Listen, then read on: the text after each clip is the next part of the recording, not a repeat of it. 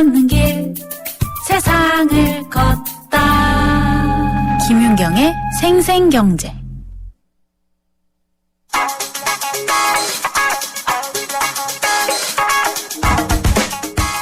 안녕하세요. 멜로디 경제 대중음악 평론가 이대화입니다. 우리나라의 한국음악산업학회가 출범합니다. 그동안 음악산업협회는 있어왔지만 음악산업학회는 처음인데요. 쉽게 말하면 음악산업을 전문적으로 연구하는 최초의 민간연구소가 생기는 겁니다. 이번에 출범하는 한국음악산업학회 측은요, 대중음악을 그간의 엔터테인먼트 중심 관점에서 벗어나서 산업과 예술로 조망하는 계기가 될 것이다, 이렇게 말했습니다. 또한 2000년까지 음악산업이 음반시장 중심으로 성장할 때는 음악산업정책연구 미비 부분이 별로 문제가 되지 않았지만 2001년부터 음반시장 붕괴로 음악산업이 악화일로를 걷기 시작하면서부터는 그 중요성이 드러나고 있다, 이렇게 얘기했습니다. 쉽게 얘기해서 음악이 아닌 음악시장의 대변혁기인 지금 시기에 대중음악이 산업적으로 발전할 수 있는 구체적인 해답들을 잡지 칼럼이나 음악가들의 사석 수준이 아니라 학회 테두리에서 체계적이고 진지하게 모색해보자는 겁니다. 대중음악 산업에 나아갈 길에 대해서 다들 나름의 의견을 갖고 있기는 합니다만 이걸 나라의 문화정책에 반영시킬 정도로 체계적인 해답을 갖고 있는 사람은 드뭅니다. 이번 한국음악산업학회 설립은 그 기초를 놓자는 움직임으로 보입니다. 음악은 타루의 곡을 듣겠습니다. 타루가 이번 학회 설립에 창립 준비 포럼 때 노래를 할 예정이라네요. 얼마 전 발표된 신곡 충분해입니다.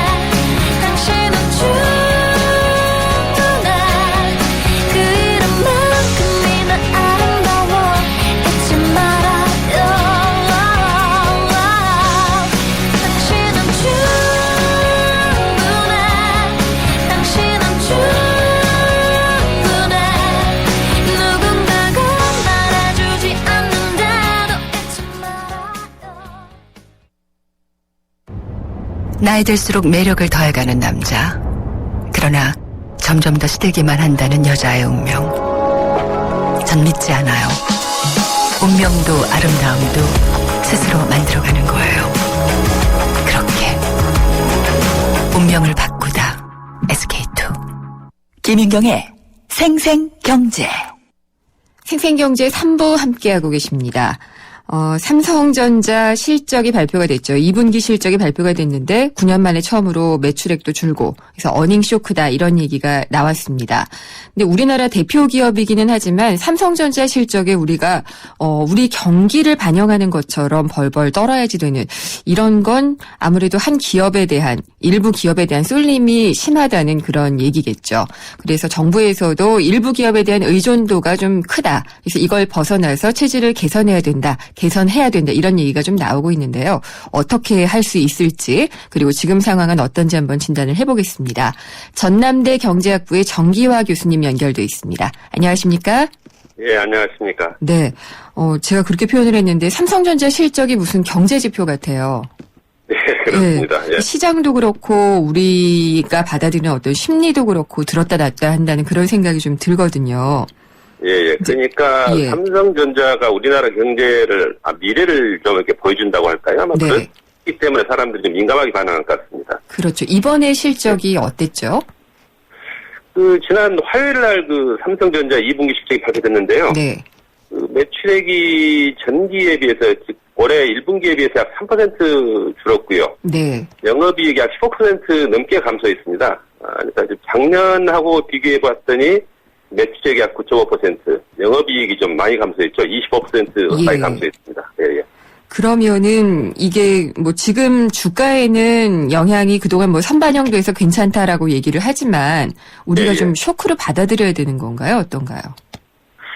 글쎄요, 지금 현재 주식시장을 보면 아직은 이제 쇼크 수준은 아닌 것 같고요.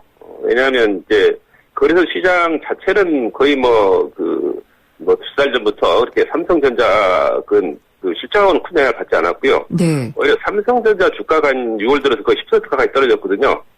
이제 문제는 현재 주식시장에 영향을 주고 있지는 않지만, 예. 알다시피 주식시장이라는 게 선반영하는 거라, 그렇죠. 이게 실제 이제 삼성전자의 실적 악화가 이게 이제 경제 전반에 영향을 주려고 할 경우는 좀 시간이 좀 걸리겠죠.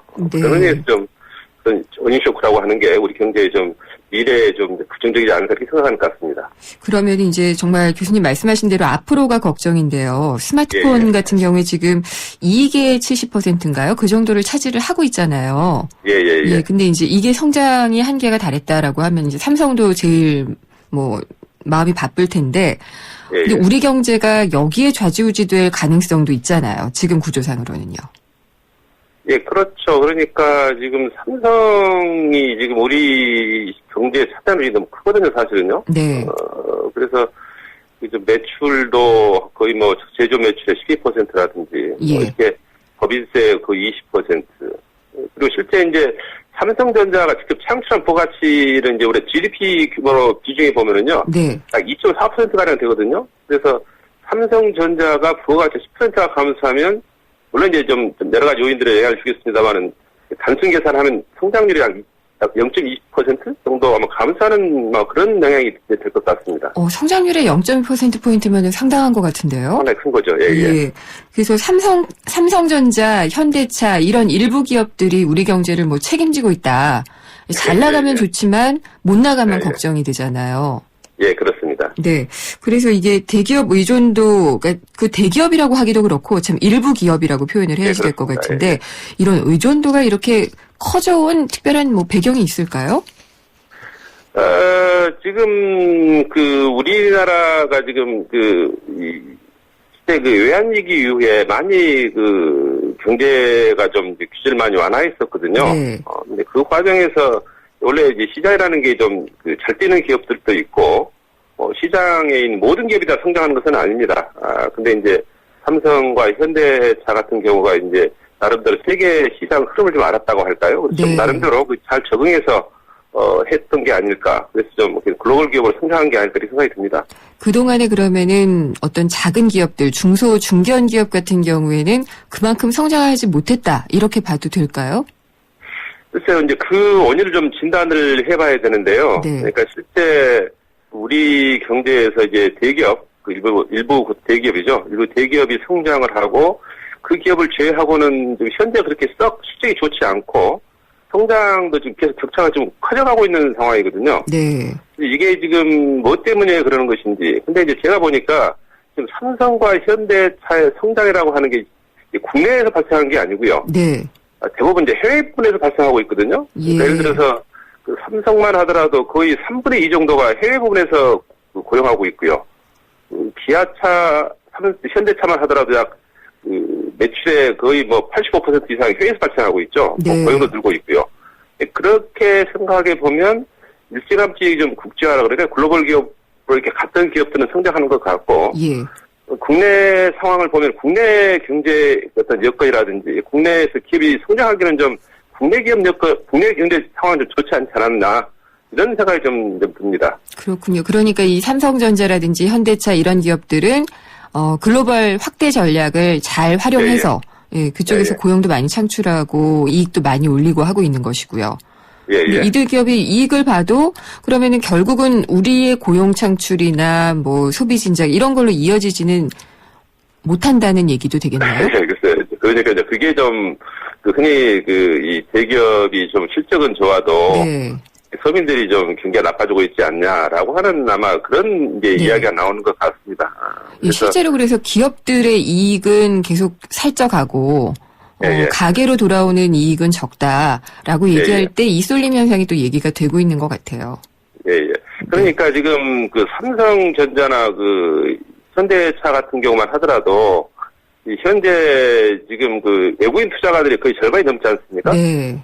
그러니까 지금 절반 이상의 수익을 외국인이 가져간다고 봐야 되죠. 그렇네요, 또. 예. 네. 그리고 이제 수익의 절반 정도를 이제 국내 투자가들이 가져갈 텐데, 이제 실제 그런 수익이 발생해가지고, 물론 기업 내에 이제 이윤이 좀 남겠지만, 그런 것들이 국내 제대로 투자될 수 있는 환경이 좀 마련되어 있지 않아서, 네. 실제 이제 그런 이제 이익을 내는 기업들이 좀 국내에 투자를 하고 확대시켜 나가야 되는데, 국내에서는 좀 그런 투자하기 어려운 형편이 아닌가. 네. 왜냐하면 외국 기업들에 대해서 많이 우대를 함에도 불구하고 외국 기업들도 잘 안 들어오는데 국내 대기업 같은 경우는 외국 기업보다 훨씬 더 좀 투자 여건이 좀 안 좋죠. 예. 그래서 좀 그런 투자에 대한 그런 수익에서 투자되는 부분도 적지 않을까 이런 생각이 듭니다. 그러면 이게 굉장히 좀 민감한 부분이 되는데요. 예, 예. 투자를 하지 않고 이것이 우리 경제에 어떤 활력을 가져오지 못한다. 그렇기 때문에 이제 규제 개혁, 규제 혁파, 이런 얘기들이 많이 나왔잖아요. 예, 무조건 모든 규제를 완화한다라는 것은 아니겠지만은 그런 논리로 또 이게 연결될 수도 있어요. 예. 그렇지 않을까요? 그러니까 지금 대기업이 성장을 하면 네. 이로 인해서 이제 좀 중소기업 발전에 좀 어려움이 되지 어려움이 초래된다. 라는 것 때문에 그런 거거든요, 사실은. 네. 근데 이제 저희들이 이렇게 좀 보면 대기업이 성장이 꼭 중소기업의 성장을 이렇게 막았느냐? 라고 하는 것은 아닌 것 같아요. 왜냐, 오히려 네. 대기업이 성장하면서 이제 우리나라 경우에도 초기에는 대기업이 대부분 이제 외국에서 수입해가지고 조립해서 생산하다가 이제 부품을 국산화하면서 부품을 생산하는 중소기업도 많이 컸거든요. 네. 단지 이제 문제가 되는 것은 대기업이 이렇게 성장한 만큼 과실을 중소기업이 나가지 않았다. 그런 점 분명히 있는 것 같습니다. 예. 그래서 좀 문제는 이제 우리가 대기업이 성장을 하면서 그런 부품을 생산하는 하청 계열 기업도 서로 발전할 수 있는 여건을 만들어야 된다. 네. 라고 하는 건 분명한데 또 이것이 급하게 또 정부가 강조할 수 있는 것은 아니거든요. 네. 왜냐하면 이제 대기업 스스로도 경쟁력인 중소기업이 있어야 된다. 그래야 자기도 이제 해외에서 경쟁력을 유지할 수 있다는 걸 알고 있습니다, 사실은. 그래서 이제 그런 대기업과 중소기업이 같이 성장할 수 있으려 한다면 이들 기업 간의 신뢰도 쌓아야 되고 네. 혹시 이제 발생할 수 있는 분쟁을 좀 해결할 수 있는 합리적인 제도도 마련돼야 되고 그런 여건들이 좀 시간이 좀 걸리지 않을까. 네. 그래야 이제 좀 대기업이 확장 혹은 성장이 좀 중소기업에 도움이 되지 않을까 이런 생각이 듭니다. 그러니까 대기업이 조금만 하려고 하면은 문어발식 확장이다라고 얘기를 많이 그렇죠, 하고요. 이제 예, 중소기업하고는 갑자기 친해지라고 해가지고 이제 동반 성장 이런 것도 예, 강조를 하고 이렇게 하고 있는데 그래도 이런 예. 것들은 좀 필요한 제도가 아닌가 싶고요. 교수님 보시기에는 이게 대중소기업이 같이 잘 커나갈 수 있으려면은 어떤 게 제일 중요하다고 보세요? 저희가 이제 미국이라는 일본 상황을 보면 네. 그 나라의 또 법적 여건 또 사회적인 또 신뢰의 정도 이 등등에 따라서 이제 대기업과 중소기업이 협력할 수 있는 여러 가지 패턴들이 있거든요. 네. 근데 선진국 경우에는 오랜 시간을 걸치면서 나름대로 그런 제도를 만들고 신뢰가 쌓이고 이렇게 해왔는데 저희 나라는 알다시피 이게 좀 빠른 속도로 성장하다 보니까 나름대로 그런 사회적인 혹은 문화적인 혹은 뭐 여러 가지 신뢰 이런 부분들이 제대로 쌓이지 않는 상태 속에서 이게 커버린 거죠, 사실은. 네. 그러다 보니까 이제 이걸 좀 신뢰 기업이 뭐 직접 정부가 강조할 수 있는 것은 아닌 것 같고요. 좀 뭔가 이 두 기업 간 어떤 그 법적 분쟁을 빨리 해결할 수 있는 그런 부분이라든지 네. 또 두 기업의 분쟁이 발생했을 때 재산권 문제를 통해서 해결한다라든지 좀 어떤 법적인 어떤 제도적인 예. 이런 부분들을 좀 해서 두 당사자들이 좀 머리를 맞대고 해결할 수 있는 이런 부분이 마련돼야 되지 않을까. 이제 좀 예. 우리 국민들이 좀 참아주셔야 되는 것은 그런 부분도 시간이 좀 걸리는 문제거든요. 네. 한꺼번에는 안 외국 되죠. 경우에도 외국 경우에도 몇십 년 걸려서 이렇게 제도가 만들어지고 그래도 역시 문제가 있는데 우리나라 경우는 좀 너무 빨리 네. 정부에 요구해서 강제하는 측면이 좀 강한 것 같습니다. 예.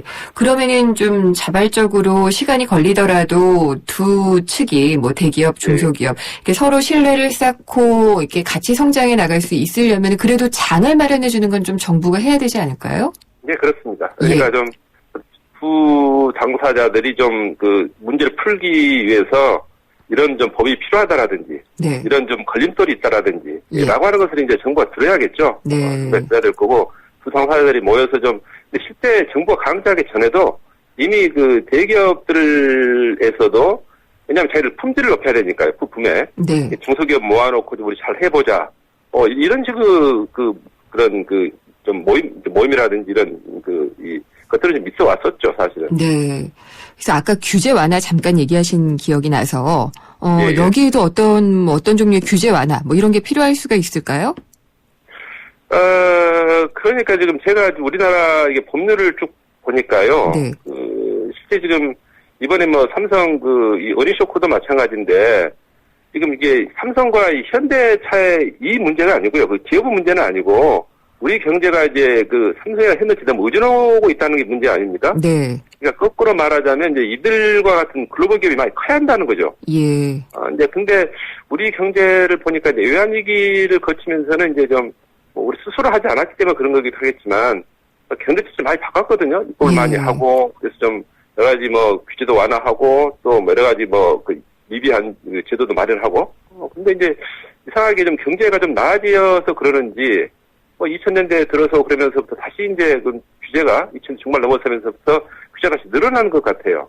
그래서 물론 이제 대기업들이 해외로 빠져나가는 게 꼭 투자여건이 나빠서뿐 아니겠지만 규제 때문에 그런 것은 아니겠지만 그런 요인도 좀 적지 않지 않나 이런 네. 생각이 듭니다. 네. 알겠습니다. 그러니까 암덩어리다 이렇게 얘기하시는 것은 아니고 어쨌든 합리적인 수준의 그 규제 조정 같은 것들이 좀 필요하지 않을까 이런 말씀이시군요. 예. 네, 알겠습니다. 오늘 말씀 잘 들었습니다. 감사합니다. 예. 전남대 경제학부의 정기화 교수님과 얘기 나눠봤습니다. 우리 수학 성적이요? 당연히 걱정 없죠. 그렇다면 수학 실력은 어떨까요? 지금 아이의 수학을 진단해보세요. 정확한 진단과 처방이 진짜 수학 성적을 만듭니다. 스스로 수학. 효주 언니, 타이어 공기압이 뭐야? 효주 언니, 얼라이먼트가 뭐야? 언니, 타이어도 보험이 있어? 언니, 윈터 타이어로 바꾸면 쓰던 타이어는? 릴렉스. 그냥 마음까지 맡길 수 있는 T스테이션 가서 스마트 케어 받아봐. 알아서 다 해줘. 한국 타이어. T스테이션. 예, 잠시 후 4부에서는 경제 이면을 짚어보는 경제 뉴스 뒤집기, 그리고 숫자로 본 경제 트렌드 빅데이터 경제가 마련이 돼 있습니다. 경제 뉴스 뒤집기에서는 하나은행과 외환은행의 조기 통합론, 요즘 얘기가 되고 있는데 이게 담고 있는 뜻이 뭔지 한번 좀 짚어보고요. 빅데이터 경제에서는 늘어나는 1인 가구를 타겟으로 한 빅데이터 마케팅에 대해서 알아보겠습니다. 잠시 후 4부에서 뵙겠습니다. 안녕하세요. 두 아들을 키우는 행복한 엄마 배우 김희애입니다. 카메라 앞에서는 화려해 보이는 여배우지만 집에서는 저도 아들 바보 소리 듣는 평범한 엄마인데요. 아이들에게 부모의 역할이란 참으로 중요한 것 같아요. 하지만 안타깝게도 우리 주변에는 기댈 엄마 아빠도 없이 하루하루 끼니를 걱정하며 살고 있는 아이들이 많은데요. 여러분의 전화 한 통이면 우리 아이들의 내일이 달라집니다. ARS 060-700-0770 아동결연 상담번호 02-2085-8257 한 통의 전화가 만들어내는 아름다운 기적. 여러분이 그 주인공이 되어주세요. 이 행사는 아이들의 꿈을 찾아주는 기업 리틀 달란트, 한국의 전자칠판 스마트러닝을 선도하는 기업 요한 아이텍, 그리고 기아대책과 함께합니다. YTN 사이언스 지식 강연 프로그램 팝콘. 수학과 과학, 뉴테크놀로지, 창업에 관한 모든 것을 알려드립니다. 공개 강연 녹화 방청은 YTN 사이언스 홈페이지에서 신청할 수 있습니다. 팝콘 공개 녹화에 오시는 모든 분께 영종대교 휴게소 포춘힐 입장권을 드리고 추첨을 통해 다양한 경품과 기념품을 드립니다. 학생과 학부모, 창업을 준비하는 분들의 많은 방청 바랍니다. 경제를 보는 새로운 시각. YTN 라디오 김윤경의 생생경제. 친절한 경제. 오늘의 경제 키워드. 안녕하세요. 경향신문 조미덕 기자입니다. 오늘의 키워드는 유동성입니다. 유동성은 말 그대로 얼마나 잘 움직이느냐는 건데요. 이게 경제에서는 어떤 자산이 얼마나 현금으로 바꾸기 쉬우냐를 뜻합니다. 유동성이 크다는 건 바로 현금으로 바꿀 수 있다는 걸 말하죠. 우리가 은행에 넣어놓은 예금은 은행 가서 현금 달라면 바로 주잖아요. 그건 유동성이 큰 겁니다. 근데 적금이라면 적금을 깨야 되잖아요. 그러니 예금보다는 적금의 유동성이 작죠. 아파트와 같은 부동산은 팔려고 내놔도 언제 팔릴지 모르잖아요. 그럼 유동성이 작은 겁니다. 유동성이 가장 큰 자산은 당연히 현금입니다. 그래서 유동성이란 말을 현금과 동의어로 쓰는 경우가 많습니다. 어떤 기업이 유동성을 확보했다고 하면 그냥 현금을 확보했다고 이해해도 큰 문제는 없을 겁니다. 어떤 기업이 유동성 위기라고 한다면 빚을 갚을 현금을 조달하지 못할 위기에 처했다고 이해하면 됩니다.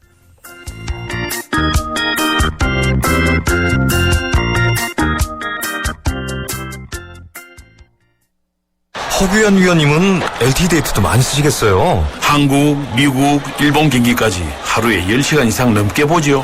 그럼 요금 이게 그건 걱정 없어요. 데이터 요금 걱정 없는 LTE8 무한대 요금제. 요금제도 역시 U+. Follow me, U+, LTE8. 자세한 사항은 홈페이지 참조. 네, 피자헛입니다. 저기요, 고기 피자랑 새우 피자랑 뭐가 더 맛있어요? 둘 다 맛있습니다, 고객님. 그래도 뭐가 더 잘 나가요? 솔직하게. 둘 다 잘 나갑니다. 왜냐하면 더블 박스. 박스는 하나, 피자는 두 가지. 25,000원. 1588-5588 피자헛. 더블 박스 주세요. 경제 뉴스의 진실과 오류. 그것이 알고 싶다. 경제 뒤집기. 세상의 베이스가 되다 포스코 협찬으로 김은경의 생생경제 4부 시작하겠습니다.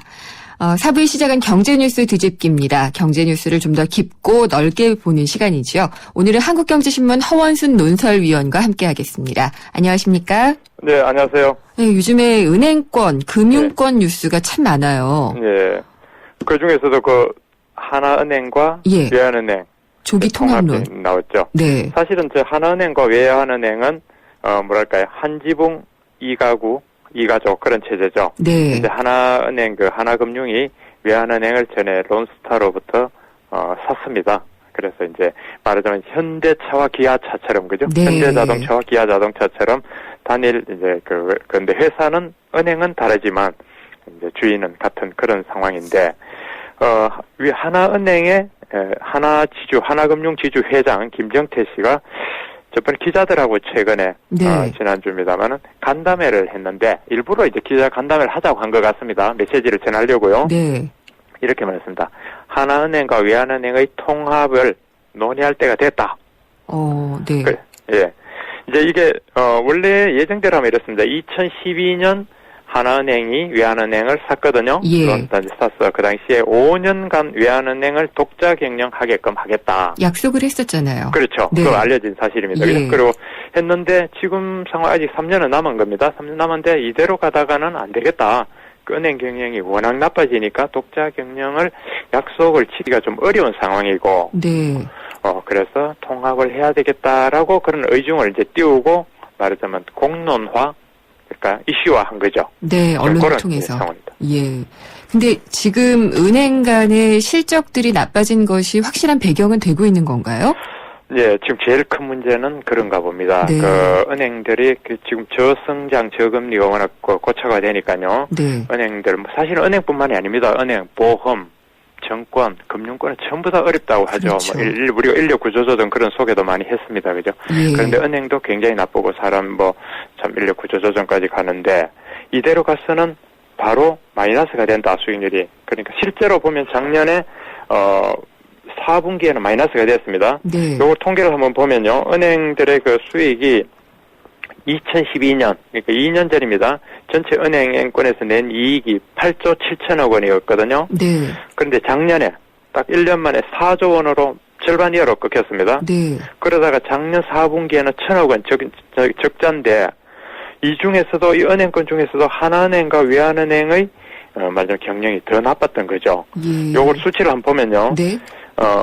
이게 은행만 그런 게 아니라 모든 회사들 그 경영 성과를 평가하는데 ROA라는 게 있습니다. 네. ROA. 여기 영어로 하면 Return on Asset. 그러니까 자산. 그 은행이 가지고 있는 자산을 가지고 그 자산 대비로 얼마만큼 이익을 내느냐 이 얘기거든요. 그러니까 은행이 보통 국내 대형 은행들이 한 200 몇십조 정도 자산이 있습니다. 250조, 200조 이런데 200조 자산을 운용을 해서 네. 내는 이익이 1%면 2조 원의 이익을 내고, 예. 은행에서는 한 그 정도는 내야 된다 그래요. 내야 된다는데 실제로 못 내도 요게 2011년도 이 이익률이 하나은행이 0.61%에서 작년에 2013년 2년 만에 0.38%로 뚝 떨어졌고요. 네. 외환은행이 더 많이 떨어져서 2년 새 1.5%에서 작년에 0.3%로 5분의 1로 줄어들었던 겁니다. 네.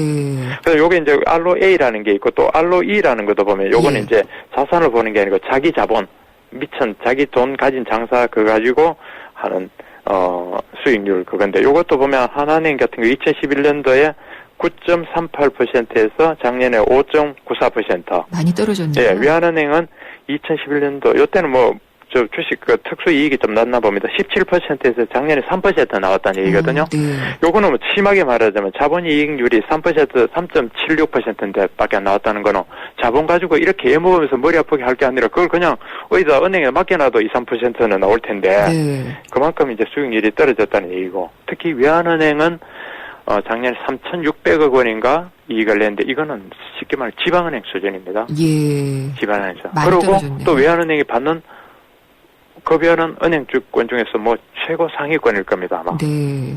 그러니까 이제 이대로 가서는 안 되겠다. 이대로 가면은 하나은행 얘기를 들어보면 이렇습니다. 독자 경영을 하고, 나중에 있던 말하자면 인위적인 인력 감축은 없다고 하고 2017년까지 간다는 건데 지금 은행 상태로 보면 그렇게 할래야 인력 감축을 안 할래야 독자 경영을 해줄래야 2017년까지 다른 수가 없다. 그러니까 지금 통합해서 시너지를 내야지만이 네. 서로 산다. 그런 상황이 그렇게 인식을 하고 있는 것 같습니다. 그러면은 어쨌든 하나금융지주 쪽에서 이렇게 얘기를 한 것에 대해서 네. 외환은행의 입장은 어떤지가 궁금해요. 그게 이제 외환은행의 화이트 칼라나 최고 경영진은 어차피 하나은행에서 임명하니까 별로 네. 입을 닫고 있는데 이럴 때 이제 노조가 이야기를 하는 겁니다. 어디서는. 그 노조에서는 무슨 얘기냐. 2017년까지 외환은행의 독자적인 경영은 그 당시에 약속한 거다. 그건 맞죠. 예, 맞습니다. 그래서 네. 약속한 거고 하나은행 인수할 때 조건이 그거 아니었냐. 예. 그래서 5년간 독자 경영 하자는 건데 왜 갑자기 그걸 하자는 거냐. 약속을 지켜라. 라고 외환 노조에서 지금 나오고 있고 네. 말하자면 하나 쪽에 조기 통합에 대해서 강하게 반발하는 그런 모습인데 예. 이제 최근에 여기에 이제 금융위원장이 한마디 하고 나섰다는 게 또 다른 2라운드 뉴스였죠. 예. 예. 뭐라고 했죠? 신재윤 위원장이. 지금 신재윤 금융위원장이 예. 7일인가요? 국회 정무위 은행들하고 이런 소관은 국회 정무위 소관이거든요. 네. 정무위에 가서 금융위원장이 국회 업무 보고를 했는데 이제 국회의원이 물으니까 명백하게 이게 뭐라고 얘기했느냐면은 하나은행과 외환은행의 통합은 거기에 대해서 당연히 노조와의 합의를 전제로 추진돼야 한다. 노조 편을 들어줬네요? 그렇죠. 예. 설명을 봤습니다. 이제 명백하게 이제 결정하고 있는데 노조 편을 들었단 말이에요. 네. 그래서 외형만 보면 뭐 약속을 지켜라, 약속대로 가자 굉장히 좋은데 은행 경영이 이렇게 비상 상황으로 확 뭐랄까 막 표현을 못하면 꼬꾸라지면서 예. 수지가 나빠지는 판에 금융위원장은 그런 은행의 경영 수지, 은행의 건전한 발전 이런 것도 염두에 두고 또 그런 거에서 건전성 감독을 지금 하고 있지 않습니까? 네. 그렇게 해야 될 뿐인데 노조를 너무 이렇게 하면은 만약에 통합이 안 돼 지지부진하게 되고 그럼 2017년 가서 은행이 아주 부실해지거나 나빠지면 그때는 어떻게 할 거냐. 네. 이런 의문이 제기되는 거죠. 또 아시다시피 제일 한 건 은행은 다른 금융하고 또 다릅니다. 은행에 부실이 되면은 공적 자금이 들어가야 그 은행이 살거든요. 그렇죠. 그걸 처분을 하든 뭐 어디 뭐 매매를 하든 어떤 공적 자금 무조건 들어가게 돼 있는 겁니다. 부실해지면 네. 그 예금 우리가 직업 그 보장도 돼 있지 않습니까? 그런데 그 공적 자금이라는 게 사실은 세금 아닙니까? 네. 그런 상황도 있을 수 있는데, 뭐 지금 당장 우리 은행이 당장 공적 자금 들어간다고 물론 그렇게 말하는 건 아닙니다. 아니지만 우리가 97년 외환위기 때 그런 걸 봤잖아요. 예. 조상 제한서라 해서 시중 괜찮은 은행들 그렇죠. 다 예. 떨어지고 대마불사도 안 되는 네. 그런 봤는데, 이게 금감독위원장이 그렇게 노조편을 확 뜨는 말을 적절한 거냐, 이 네. 발언이 과연 적절한 발언이냐, 이제 그런 논란이 또 따르는 거죠. 보통 이제 자동차 노조도 그렇고 은행 네. 노조가 굉장히 강성이잖아요. 강하죠. 게다가 이제 외환은행 같은 경우에는 예. 론스타 건도 있었기 때문에 예. 더더욱 민감하게 받아들일 것 같아요. 그렇습니다. 그 우리나라 이제 노조를 이렇게 보면 뭐 자동차는 금속 노련, 네. 그게 강하고 이제 은행은 금융 노련에서 네. 얘기도 좀 합니다. 여기서 금융 노련 했던 사람들 뭐 민노총 지도부로도 가고요, 국회로 진출도 하고 해서 굉장히 체계적이고 해서 이게 쉽지 않을 편인데 그 일은 첨예한데 금융위원장이 이렇게 했으니까 이제 앞으로 지금 좀 상황은 봐야 되겠고요. 네. 다만 이런 건 있는 것은 이건 비공식적으로 이렇게 들어보면 하나은행이 외환은행과 따로 가서 3년 뒤에 가면은 그 통합의 비용이 분명히 더 든다. 그러고 그 다 고용 승계 약속을 어쩌면 못 지킬 상황도 있을지도 모르니까 미리 네. 하자. 예. 그런 얘기고 지금 보면 하나은행이 한 9,300명 정도 되고 직원이요. 외환도 7,900명에서 굉장히 사실은 많습니다. 이게 이대로 갈 만큼 그게 되는지. 노조 또 조합원 수도 외환은행도 이 7,900명 직원 중에 노조 가입된 숫자가 제가 봤더니 6,600명, 가입률이 굉장히 네, 높은 거죠. 그렇네요. 예, 그래서 또 은행 노조의 그 파워도 있고 이래서 지금 약간 뭐랄까 귀추가 주목된다 그럴까요? 네. 좀 그런 상황이죠. 그러니까 경제 논리로 보면은 네.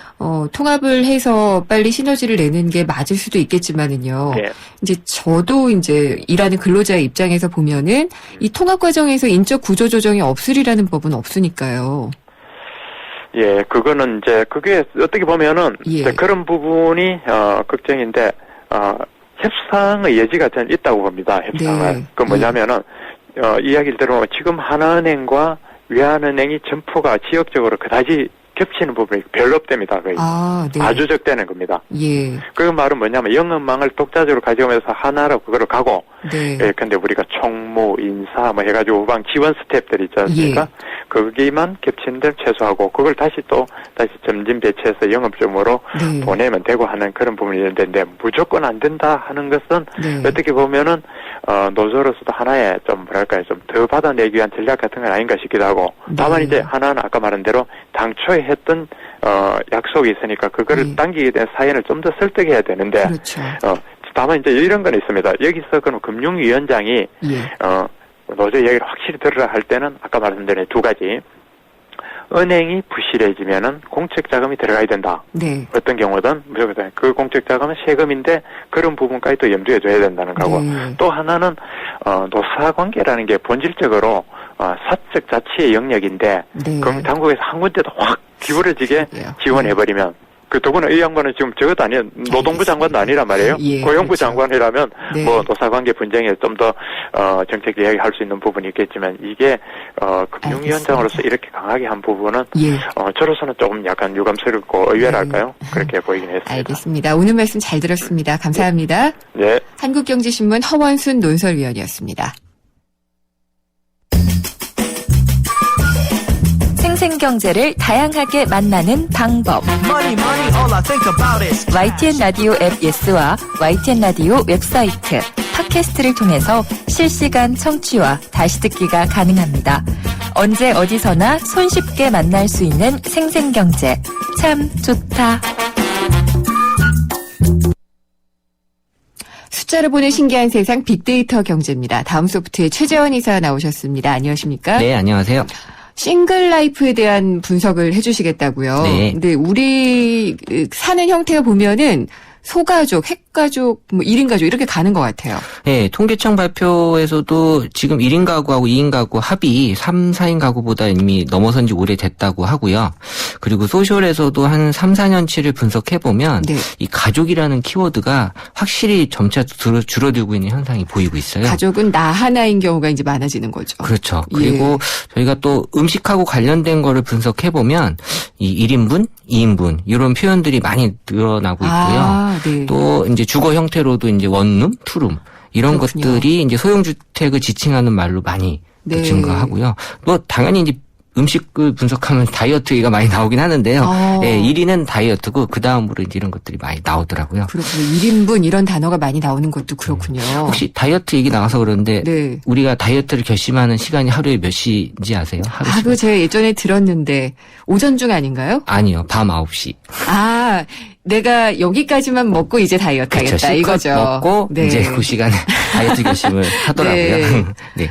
그렇군요. 근데 그러면은 이 싱글들의 머릿속에는 다이어트도 관심이 있는지 모르겠고 또 어떤 키워드들이 머릿속에 들어있나요?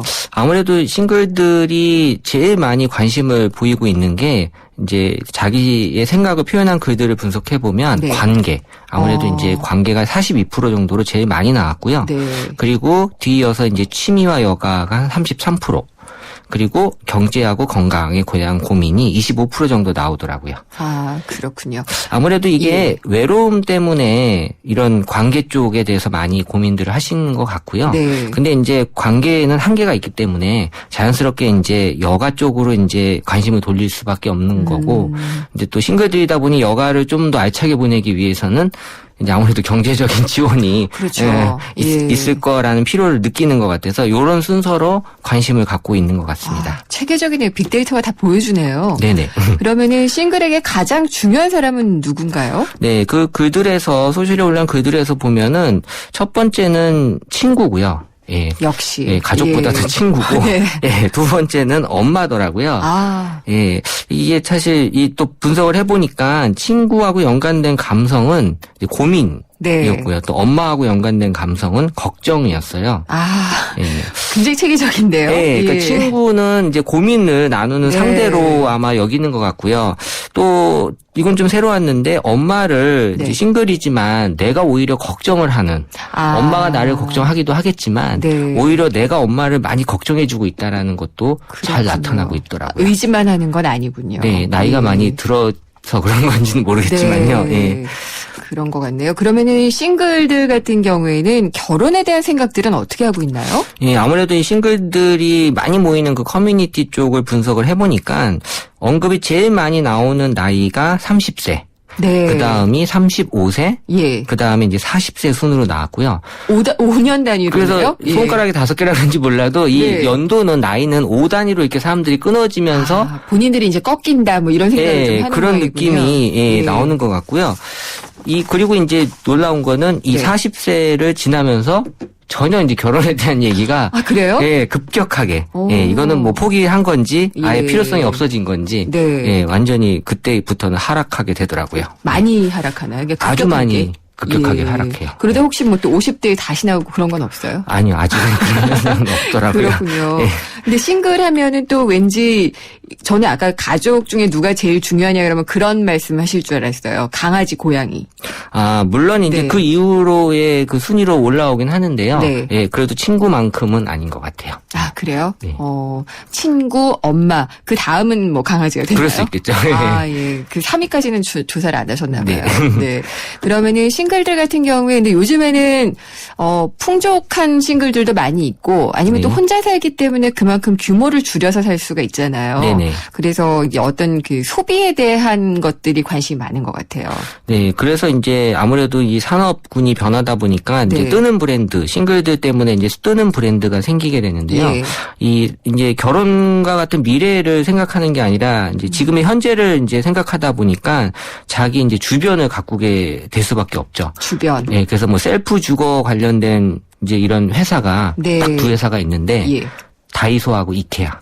아, 그렇군요. 네. 네. 이 두 회사의 발전은 지금 아주 급속하게 예. 올라가고 있고요. 이게 사실 두 회사의 발전이 업체 스스로의 노력도 있었겠지만 아무래도 사회 현상이 변하면서 그러게요. 이 셀프 주거에 대한 관심들이 높아지고 싱글들이 선호하는 브랜드가 될 수밖에 없는. 그렇죠. 그러니까 가족이 다 있고 그러면은 뭔가 좀 중후한 소파를 사거나 그러지만 네. 자기 혼자 있으면은 실용적이고 디자인이 독특한 것 이런 걸 그렇죠. 좀 따지게 될 것 예, 같아요. 자주 바꾸고 싶어 하고요. 네. 예, 아, 저는 그러면서 유학생들만 많이 쓰는 브랜드로 생각을 했는데 네. 1인 가구용으로도 되는군요. 네, 지금 점포수도 많이 늘어나고 있다고 합니다. 네. 그렇군요.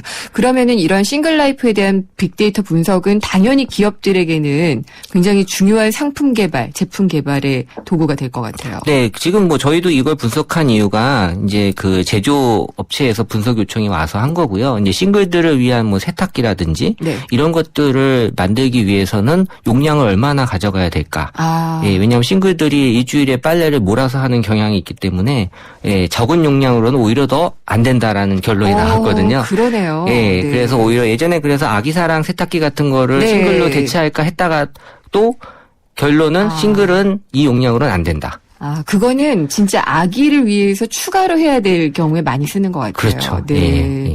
그거 말고 또 뭐 중요한 상품 개발이나 이런 거에 이어진 예로는 또 뭐가 있을까요? 이 싱글들이 이제 주거용 쪽에 많이 관심들을 가다 보니까요. 이제 인터넷 쇼핑몰에서 이 싱글들을 위해서 혼자 외로움을 달랠 수 있는 그런 용품들이 많이 또 팔리다고 하더라고요. 오픈마켓에서 이를테면, 보면은 예. 혼자 뭐 이렇게 긁는 그런 거라든지 효자손이요? 예, 그런 것들도 잘 팔리고요. 네. 예, 그리고 혼자 자기가 그 외로움을 달랠 수 있는 여러 가지 그런 소품들, 뭐 어떤 이 캐릭터라든지 캐릭터, 이런 예. 것들이 오픈마켓에서 많이 팔리고 있습니다. 그러면 혹시 뭐 신용카드사 이런 데서도 이런 사람들의 패턴을 이용한 카드 이런 것도 나오고 있는 건가요? 뭐 조사는 해보진 않았는데요. 네. 이제 그쪽의 그 구매 내역들을 싱글들이라는 게 이제 신용카드사에서는 다 내역이 있기 때문에 구매 내역을 가지고 네. 다른 싱글들에게 이제 추천을 하는 예. 그런 것들은 제가 하는 걸로 알고 있습니다. 아, 그렇군요. 그리고 이제 먹을거리에도 영향을 많이 미칠 것 같은데. 네. 그러니까 식당의 어떤 그 메뉴도 그렇고 인테리어도 그렇고 이런 것들도 다 이걸로 가능할 것 같아요.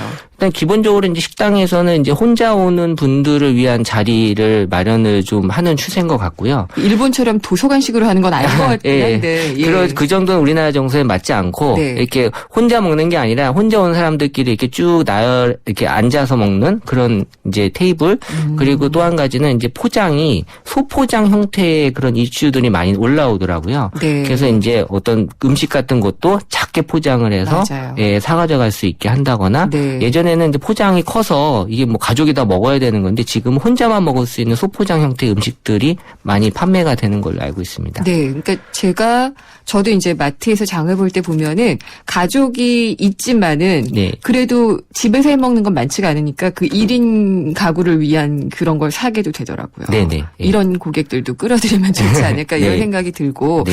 혹시 최 이사님은 혼자 밥 먹기 잘하세요? 절대 전 혼자 밥 못 먹어요. 안 먹으면 안 먹었지 혼자 못 먹어요. 진짜요? 네.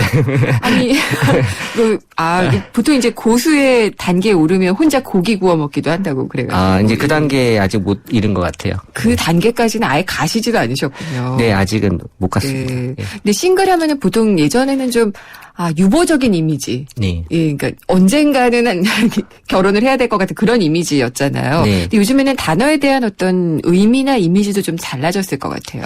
근데 저희가 놀랬던 거는 이 40세 이후부터 아예 결혼에 대한 생각을 안 하고 있다는 것 자체가 네. 아예 지금 좀 너무 이르게 이런 부분들이 인식이 되고 있지 않나라는 생각이 들더라고요. 결혼정보회사 이런 데도 이런 데이터 분석해 주시나요? 아직 의뢰가 오진 않았는데요. 네. 제가 봤을 때는 좋은 정보가 될 것 같긴 해요. 네, 그러니까 매칭을 굳이 맨날 시키는 게 아니라 네. 그 서브 사업으로 이런 1인 가구를 위한 그 자회사를 둬서 관리를 하는 것도 괜찮지 않을까. 그것도 좋은 아이디어인 것 같아요. 네, 네. 사업 아이디어는 계속 떠오르는데 네. 뭐 이런 질문도 좀 들어왔네요.